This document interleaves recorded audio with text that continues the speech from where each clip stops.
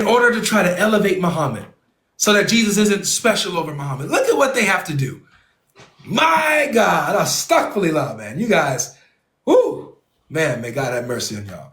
Samaya, how you doing? Great. What about you, Debbie? I'm pretty good. I'm pretty good. Thank you for coming to the panel. Um, yeah, of course. So before we begin, I just want you to know, I'm not really here to mostly debate. I'm just here to learn about Christianity too. So I'm not here to reject your book or anything. And I'm just, here to learn and to see what I know of. And if I don't know something, you can probably tell me about it so I can look forward into religion and, learn about them. Okay, I'll take your word for it. So do you have a question that you want, or did you want me to ask you a question? Of course, you can go ahead, or we can finish what the conversation you had with the previous guy, if that's Okay. before. Sure. So I was asking if you guys can prove that Jesus is the Messiah. Now, I know that the Quran makes the claim. It says Jesus is the Messiah, but what is the proof that the Quran gives that Jesus is the Messiah? What does it show us what it means to be Messiah? Does it show us what the mission of the Messiah is supposed to be so that we see, oh, Jesus does fit that. So he is the Messiah. Does the Quran show us this or no? Okay. So before, the comments are saying my age. I'm 17. It's just that I'm sick, so I have a high-pitched voice before anything. And I'm just It's okay. So, It's okay. Everyone's welcome here. So why we believe that Jesus is the Messiah? Because first of his virgin birth, and his message and the miracles that he had, of course. Okay. This is a good start. So let's do with the first part, the virgin birth. Yes. All right. How do you know that the Messiah was supposed to be born of a virgin? So we see in the Quran that it says Jesus is born of a virgin. That's cool. Mm-hmm. How do you know that that is a messianic requirement? That to be the Messiah is supposed to be born of a virgin. Jesus is born of a virgin, so boom, Jesus is the Messiah. So how do you know that that fits a messianic requirement? Well, I'm not sure, but what I know of is Mary, his mother, was chosen of all women because of her faith with God, and she was a great woman, so God chose her to have Jesus as a great prophet to send the message.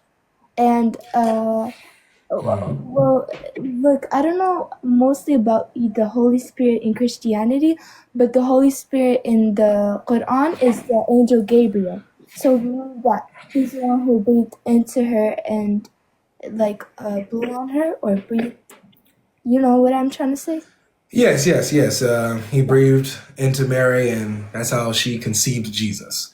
Yeah. But that doesn't necessarily answer the question, right? So the question is being born of a virgin a messianic requirement? And do you know how to answer that? I'm not sure. Probably not. Okay. How would you know what is a messianic requirement? Where would you go?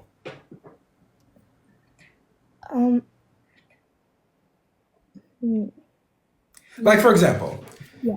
the Jews reject that Jesus is the Messiah, right? Yeah.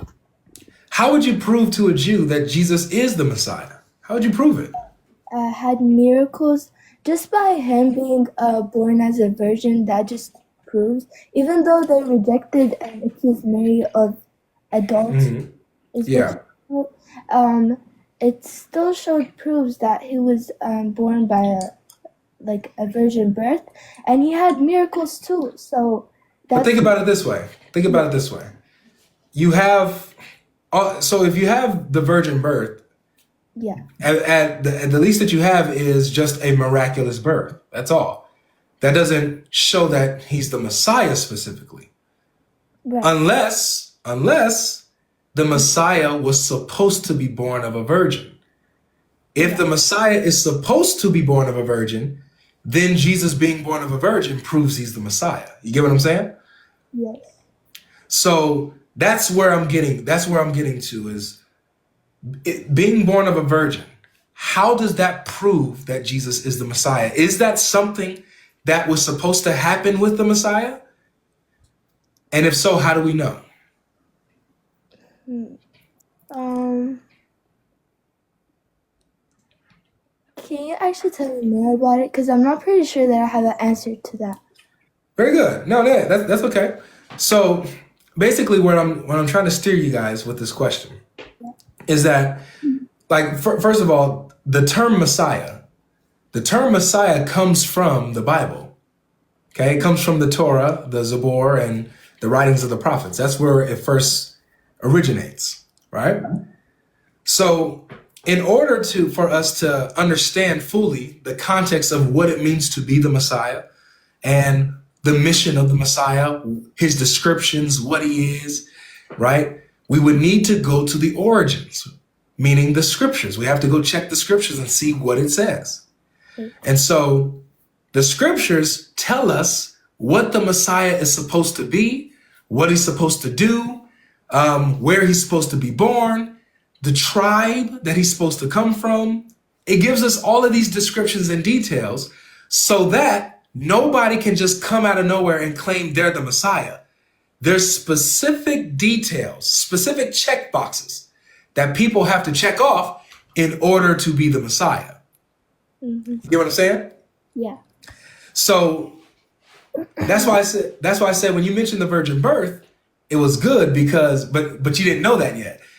Being born of a virgin is one of those things in the scriptures that identifies the Messiah. Right.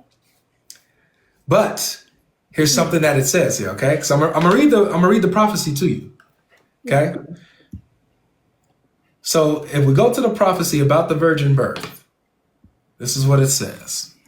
This is Isaiah chapter 7 in the Bible, verse number 14. Okay? And I'll share my screen too with you so that you can see it as well. So let me flip my screen. All right.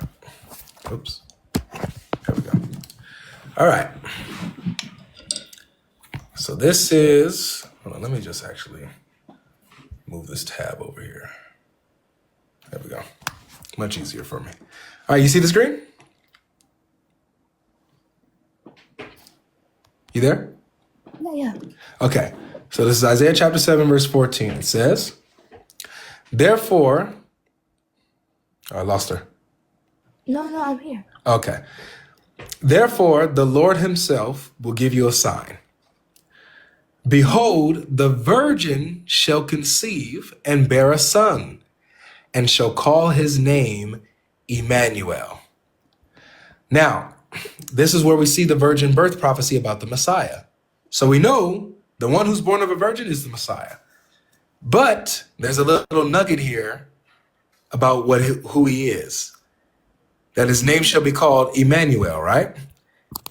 Yeah. Which means, this is the Hebrew word. Emmanuel means God is with us.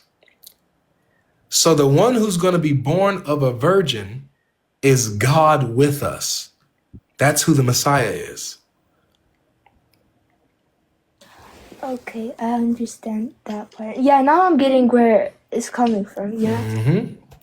So when you address, or when you acknowledge, when the Quran acknowledges that Jesus is the Messiah, or that Jesus was born of a virgin, it's appealing back to this, which says that the one who's born of the virgin is God with us.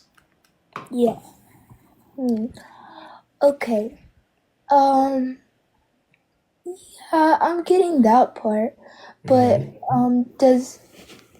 is the virgin birth the only thing that makes Jesus the Messiah? Oh no, there's more. There's actually a lot more.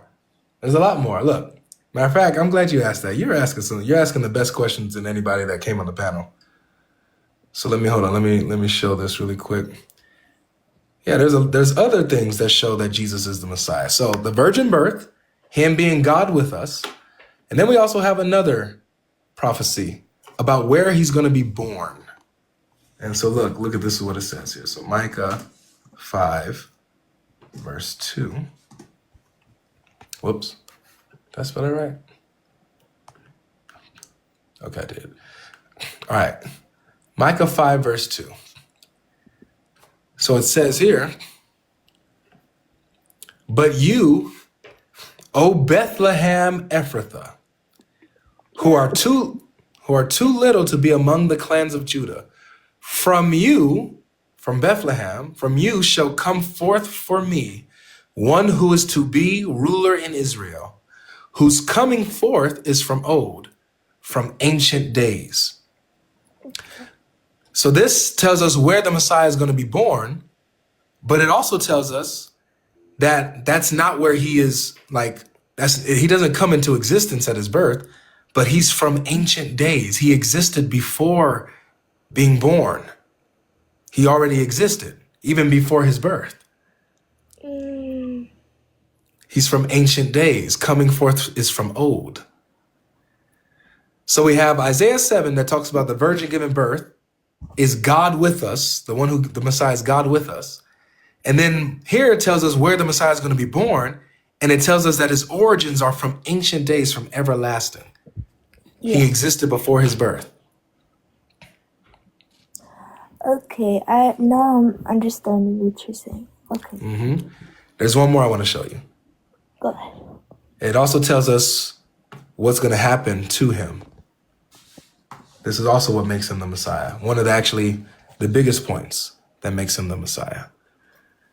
The scriptures tells us what happens to him, what he's going to go through. So look at this. This is Isaiah 53.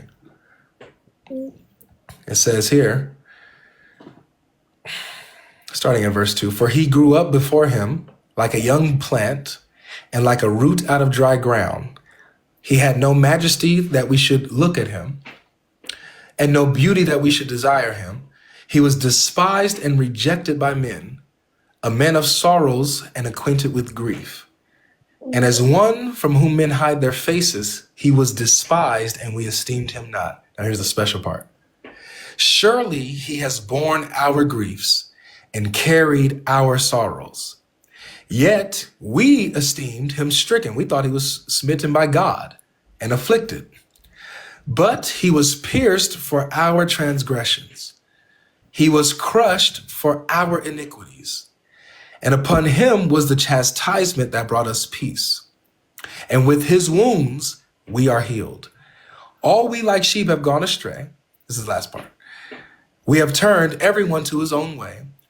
And the Lord has laid on him the iniquity of us all, the sins of us all.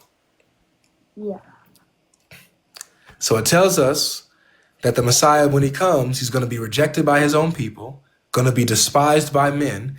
He's going to be pierced for our transgressions, and the Lord is going to lay all of our sins unto him. And through him, we'll be healed. Oh, okay. I got you. Like, I'm understanding more and more, of course. But, so I saw your argument previously with him, and I read the Quran, and I know which verse you got it from. And look, trust me, I listen to you because I love to learn about other religions and get to know about, which one is the truth and which one is the word and has evidence. So I would appreciate you if you hear what I'm trying to say in here. I'll try my best. Okay, so you said it was 48 verse 2, right? About Muhammad sinning? Yes, about Muhammad sinning. Yeah. Okay, so this surah, which is the chapter, the reason why it came is because of what happened, which is called the Treaty of Trump in English. That's what they call it. So the reason why that all came is not to forgive Muhammad for his sins, is to show the people that didn't immigrate with him. So if you read from verse 1, it says, indeed we have well, the one that I have in English right now might be different from you, but it's still in English. So it says, indeed we have granted you a clear prophet so that Allah and may forgive you for your past and future shortcoming. And also, Wait, hold on. What's the point that you're trying to say here? I'm trying to say that this verse was not supposed to be to say that the prophet sinned and that God told him to seek him and ask for forgiveness. But it says that he sinned in the past and now God is forgiving him. It says so that God may forgive you for your past and future shortcoming. And Yeah, the word, yeah, sister, the word is not shortcomings. The word is sin in the Arabic. The word is let me pull up the word for you. yeah, I know how to read Arabic. Yeah, And Danbika, right? then BK, right? You're right. You said it good too. Thank you. So you have that the meaning for us. See, the reason why we don't mostly translate Quran from Arabic to English, because it has a lot of different meanings all at once. Because Arabic is a really strong language. So we have it here. I know if I read it to you, you're not gonna understand it, but verse 2 says لِيَغْفِرْ لَكَ اللَّهُ مَا تَقَدَّمَ مِنْ ذَنْبِكَ وَمَا تَأَخَّرَ. And here, the meaning for us is that Allah will support His Prophet and misfortune, that's how you say it? Yeah, misfortune. To be Yeah, for but the disbelievers. So, yeah, this is the point with this is. yes. I understand if you have an interpretation of this, but to reject or deny what the verse blatantly says, that's where the problem comes. So if you want to say that this verse is showing that Allah supports Muhammad, that's fine, but we can't deny that Allah is supporting Muhammad in forgiving him of his past and future sins. That's how he's supporting him. You know what I'm saying? Yeah, of course. I know what you're trying to say. And also for the guy before me when he said that the point, or I don't know if it was you or him, but he was trying to put that the prophet the same place as Jesus. One of the things that the Quran tells you not to do is to put prophets above each other. Like, I don't call Moses stronger than Jesus because he separated the sea and Jesus didn't do that. Like, that doesn't work. Because we all have it as, I get you. I know the point. Do you believe that who do you say is the best example for mankind? Mecca, I would... Mankind. Who's the best example? Who's the best moral example for mankind? Well,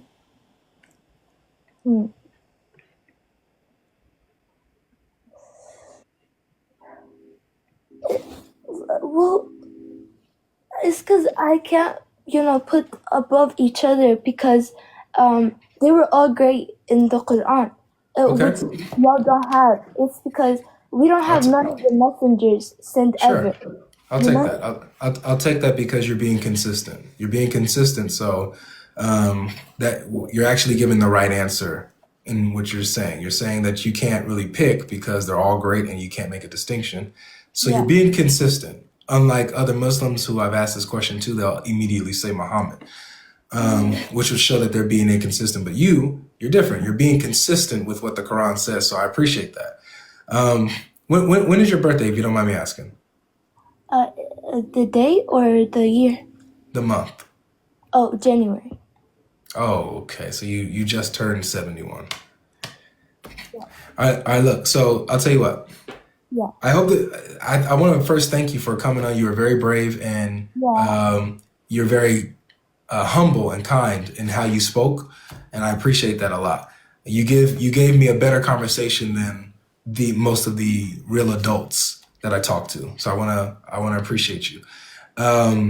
However, I have to limit our conversation because of of course. because you're 71. But I will keep watching your live to know more about also Christianity, of course. Absolutely. When do you have a Bible, or do you have a Bible online that you? I have the Bible and Perfect. I have it in Arabic too, and I'm starting. Oh, that's good. So, And right now, I think I'm on the New Testament because I already read the Old Testament. And yeah, you know, So this is what I want you to focus on this time, okay? When yes, you as you're going through the Bible, sure, since today we're talking about the Messiah, right? sure. I want you to focus on messianic prophecies, the prophecies about the Messiah and how Jesus fulfills them. Look into that; it'll blow your mind, sis. It'll blow your mind. Okay, Okay. okay. All right. Thank you Well, so God much. bless you. Yeah, and don't forget Yeah, next January, join my live again. Okay, of come course. back. I, thank you so much for All having right, me. peace. Of course. Take care.